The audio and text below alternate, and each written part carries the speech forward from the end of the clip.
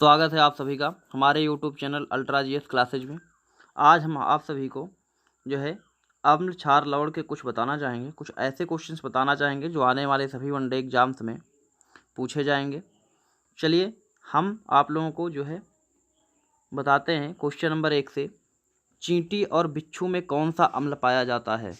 चींटी और बिच्छू में कौन सा अम्ल पाया जाता है? तो इसका आंसर क्या होगा?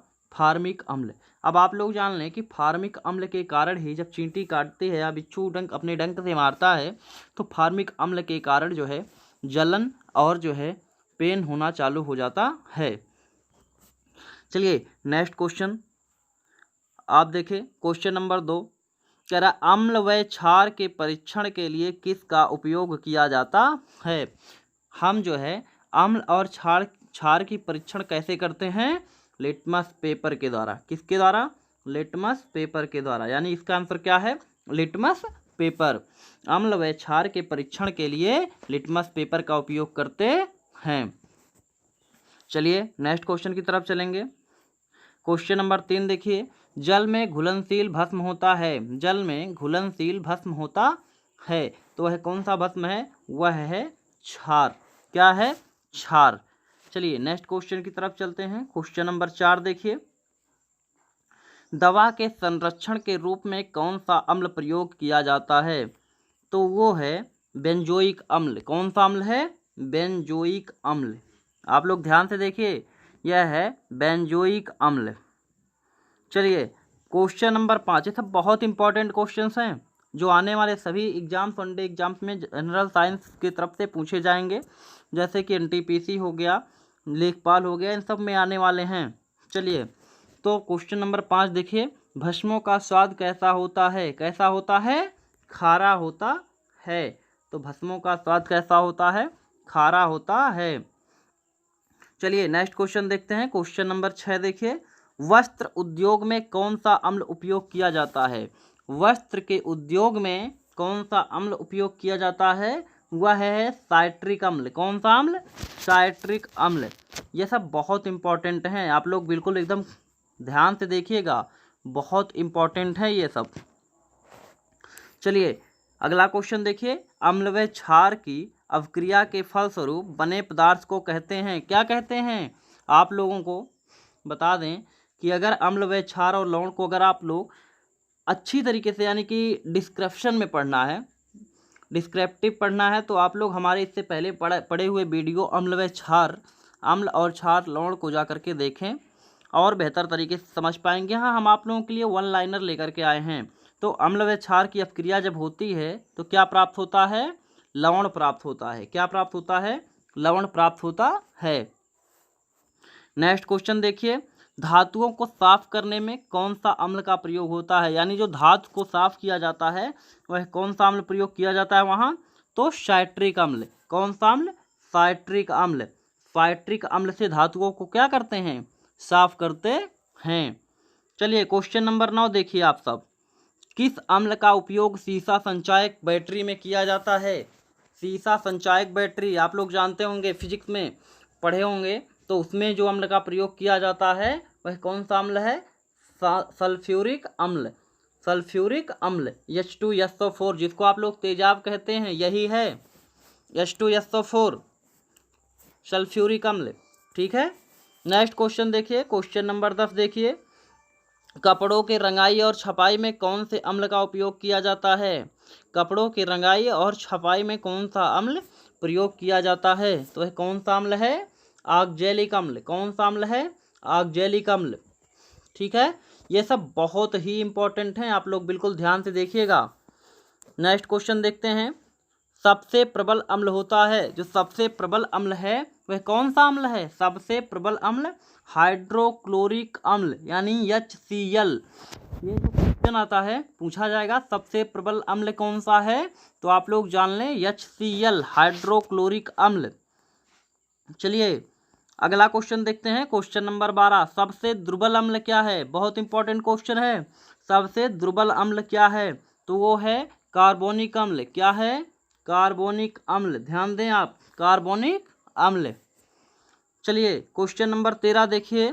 वह अम्ल अम्ल वह पदार्थ है जो, अम्ल वह पदार्थ है जो क्या करता है, प्रोटॉन देता है। क्या करता है, प्रोटॉन। यानी अम्ल क्या करता है, प्रोटॉन देता है। यहीं आप क्षार की बात कर लें। क्वेश्चन नंबर 14 देखें, क्षार वह पदार्थ है, क्षार क्या करता है, प्रोटॉन ग्रहण करता है। क्या करता है, प्रोटॉन ग्रहण करता है। चलिए नेक्स्ट क्वेश्चन देखते हैं। क्वेश्चन नंबर 12 देखिए, नमक का तेजाब किस अम्ल को कहते हैं। नमक का तेजाब किस अम्ल को कहते हैं, क्वेश्चन है आप लोगों का। और इसका आंसर जो होगा वह होगा हाइड्रोक्लोरिक अम्ल, यानी क्या, HCl, हाइड्रोक्लोरिक अम्ल।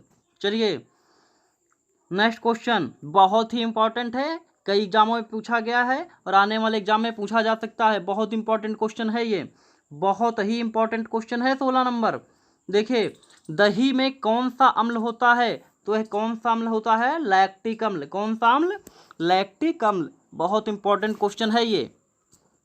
चलिए नेक्स्ट क्वेश्चन की तरफ चलते हैं। क्वेश्चन नंबर 17 देखिए, अम्लों का राजा किस अम्ल को का उपनाम है, यानी कि अम्लों का राजा किस अम्ल का ये उपनाम है। क्या है, उपनाम है, वह है सल्फ्यूरिक अम्ल, यानी H2SO4। H2SO4 क्या है, H2SO4, ध्यान दीजिएगा। सल्फ्यूरिक अम्ल यानी अम्लों का राजा, इसका उपनाम है। चलिए क्वेश्चन नंबर 18 देखिए, अंगूर में कौन सा अम्ल पाया जाता है। अंगूर में कौन सा अम्ल पाया जाता है। क्वेश्चन नंबर 18 देखिए, अंगूर में कौन सा अम्ल पाया जाता है, तो वो है टार्टरिक अम्ल। क्या है, टार्टरिक अम्ल। चलिए नेक्स्ट क्वेश्चन देखते हैं। क्वेश्चन नंबर 19 देखिए, सेब में कौन सा अम्ल मिलता है। सेब में कौन सा अम्ल मिलता है, वह है मैलिक अम्ल। कौन सा है, मैलिक अम्ल। मैलिक अम्ल पाया जाता है। क्वेश्चन नंबर 19 बहुत इंपॉर्टेंट क्वेश्चन है, बहुत ही इंपॉर्टेंट है ये, बिल्कुल आप ध्यान से देखिए। नेक्स्ट क्वेश्चन देखते हैं। क्वेश्चन नंबर 20 देखिए, नींबू और मौसमी में कौन से अम्ल पाया जाता है। नींबू और मौसमी में, तो वह अम्ल है साइट्रिक अम्ल। कौन सा अम्ल, साइट्रिक अम्ल। बहुत ध्यान से देखिएगा, ये सब बहुत ही इंपॉर्टेंट क्वेश्चंस हैं जो आने वाले सभी एग्जाम्स में आपके बहुत ही काम आने वाले हैं। चलिए क्वेश्चन देखते हैं। मानव मूत्र में कौन सा अम्ल पाया जाता है। मानव मूत्र में कौन सा अम्ल पाया जाता है, वह है यूरिक अम्ल। यूरिक अम्ल पाया जाता है। क्वेश्चन नंबर 21, यह बहुत ही इंपॉर्टेंट क्वेश्चन है यह सब।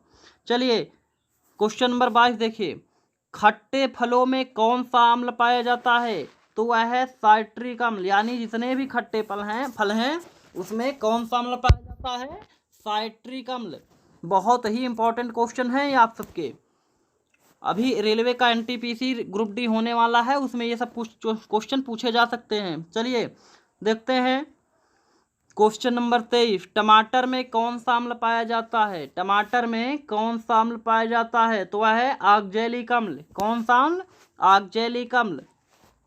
चलिए क्वेश्चन नंबर 24 देखिए, प्रोटीन में कौन सा अम्ल पाया जाता है। आप लोग यह भी देख लें कि प्रोटीन में कौन सा अम्ल पाया जाता है, तो वह कौन सा अम्ल है, एमिनो अम्ल। कौन सा, एमिनो अम्ल। यह बहुत इंपॉर्टेंट क्वेश्चन है, ध्यान दीजिएगा, यह बहुत इंपॉर्टेंट क्वेश्चन है, कई बार पेपर में पूछा गया है। चलिए नेक्स्ट क्वेश्चन देखते हैं। ये आपके क्वेश्चन नंबर 25 देखिए, चाय में कौन सा अम्ल पाया जाता है। यानी चाय में कौन सा अम्ल पाया जाता है, तो टैनिन अम्ल। कौन सा, टैनिन अम्ल। टैनिन अम्ल चाय में पाया जाता है। ये क्वेश्चन नंबर 25 है आप लोगों का, ये सब बहुत ही इंपॉर्टेंट हैं। चलिए आमाशय यानी कि पेट में जो आमाशय में कौन सा अम्ल पाया जाता है, तो वह है हाइड्रोक्लोरिक अम्ल। वो है हाइड्रोक्लोरिक अम्ल। हाइड्रोक्लोरिक अम्ल पाया जाता है। चलिए क्वेश्चन नंबर 27 देखिए, बर्रे में यानी बर्रे में कौन सा अम्ल पाया जाता है, तो बर्रे में भी फार्मिक अम्ल पाया जाता है। बर्रे में भी फार्मिक अम्ल पाया जाता है। चलिए क्वेश्चन नंबर 28 देखिए, कांच पर लिखने में किस अम्ल का आप लोग ध्यान से देखिए, कांच पर लिखने में किस अम्ल का प्रयोग किया जाता है तो वह है हाइड्रोक्लोरिक अम्ल। क्या है? हाइड्रोक्लोरिक अम्ल। हाइड्रोक्लोरिक अम्ल का प्रयोग किया जाता है। चलिए आप लोगों को हम नेक्स्ट क्वेश्चन बताते हैं। 29, खाना पचाने में किस अम्ल का उपयोग किया जाता है?